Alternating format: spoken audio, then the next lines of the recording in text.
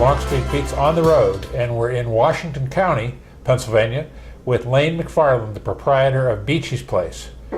Lane, how are you today? Very good, sir. How are you? Thanks for coming into the studio. Absolutely. As it were. Yeah. I appreciate it. We're actually sitting in Pittsburgh, but your place is in Washington, correct? Yes, it is. All Yes. right.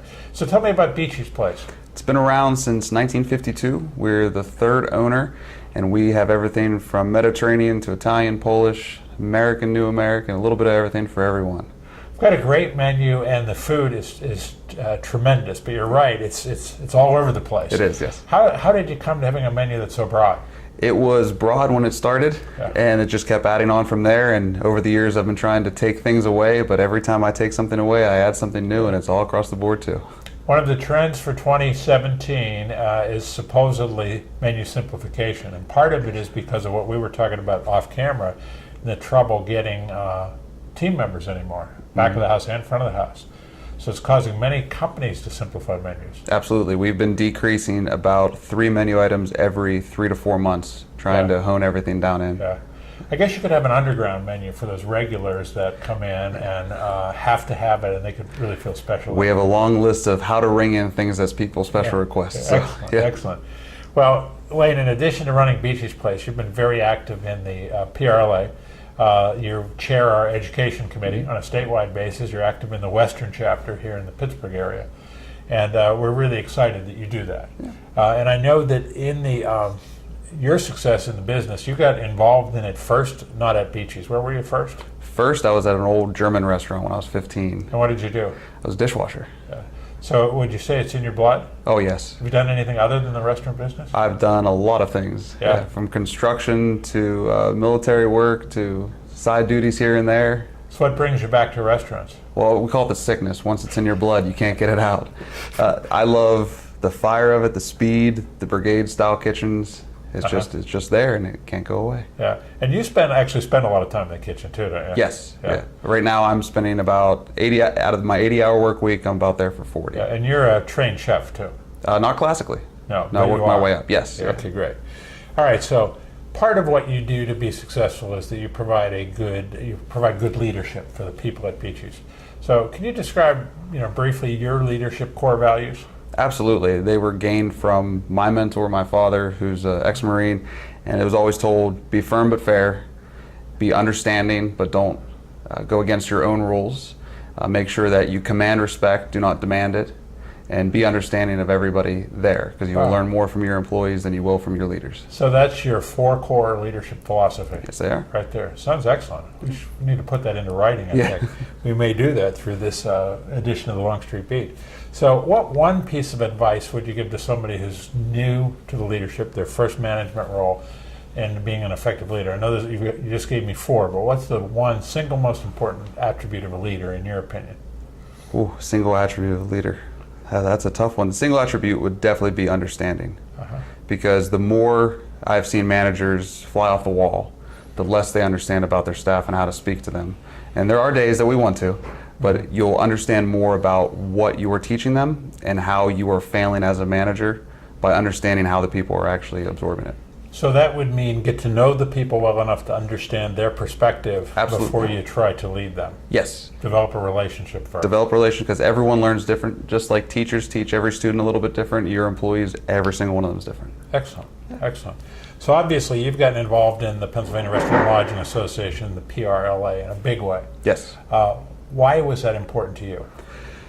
Well, all of the managers I've ever had refused to do what they called the political aspect of the restaurant world, and I never understood what they meant by it. So to get my feet wet, I jumped in on a meeting, and it was nothing like they ever told me, and I saw more of the passion that I felt for the industry expressed not only from the old school chefs that I grew up knowing and idolizing, to members like yourself that are at the association level wanting to boost this industry and move it to where we want it to be. So just being able to see that passion was not just at myself, at my level, but above that and below. So that speaks to networking, but you're talking about there's a political side to being in the business that some people you worked with didn't want to address. Correct. Why is it important to address that? Well, because there's so much to the restaurant industry world that I never knew growing up. Even when I bought my restaurant, I didn't realize how much legal work I'd have to do. And being able to have time for that, I'm not a lawyer. I've never been trained in anything law aside from business law. And being able to read those is not enough. You have to understand it. You have to be able to talk to the lawmakers that are making the laws against your business or for your business. And as business owners, we don't have time or energy, but the association levels, you do. You have the time and energy. So the PRLA also gives you those resources that Absolutely. you wouldn't have otherwise. That's great. Good. And you have a passion for education. You've done a lot for education since you've been the education chair of the statewide chair. Why is that important? The next generation is the one that's going to lead this industry. I am the youngest by quite a few years that I know of in the industry, and as we're bringing on more, they're starting to get younger, still not there yet, but I see an issue with the workforce today, whether it's the lack of training, the lack of our saturation of the entire industry, is people don't really see it as a professionality. They see it more as a trade. So they don't see it something for them. But the more and more we are out there showing these students that there's so much more to the one what you see on TV or the fast food restaurants. There's a passion, there's an artistry, there's science to it, especially with pastry. And even when you get into the hotel side, no one understands the expanse that it actually goes into, from the tech side to the room engineering and everything from that. No one at that age understood. I didn't. The most I saw was the kitchen. So the key is to expose the industry to young people so they see it's a career, not a job. Absolutely. Okay, got it. So can you relate a story about your relationship with PRLA that was really important to you? There's countless ones, but the biggest one would be where I felt the PRLA almost saved my business. When we first started out, we signed on with a nameless certificate company. And after a few months, we found I was doing more harm than good, so we told them we were done. And they sent me legal jargon up and down the street, and no matter how many college degrees I have, it wasn't anything I could understand. Wow. So called the PRLA, they put a request in for the attorney to call, and within 10-15 minutes, he gave me all the information I needed to know to take it back to the company, showing them where they fulfilled, where they did not fulfill, where I fulfilled and did not fulfill. And honestly, the company was threatening to get legal involved, to where it was a point where we were going to be charging thousands of dollars for an attorney, $1,000 in legal fees, and it took 15 minutes on the phone call after the 15 minutes with the attorney for me to wipe my hands with a bad system. Great story. Yeah, it's Great fantastic. Story. So what's a good day for you in the restaurant business? A good day for me is when I have a full kitchen staff. That doesn't happen very often. Not very often at all. No, yeah. Well, we're working on that. We got to get these young people to see what a great business we Absolutely. have. Yeah. Well, I'm glad you're in it, and I'm glad you're so active in PRLA. You brought a lot of fresh ideas to us, and it's very important.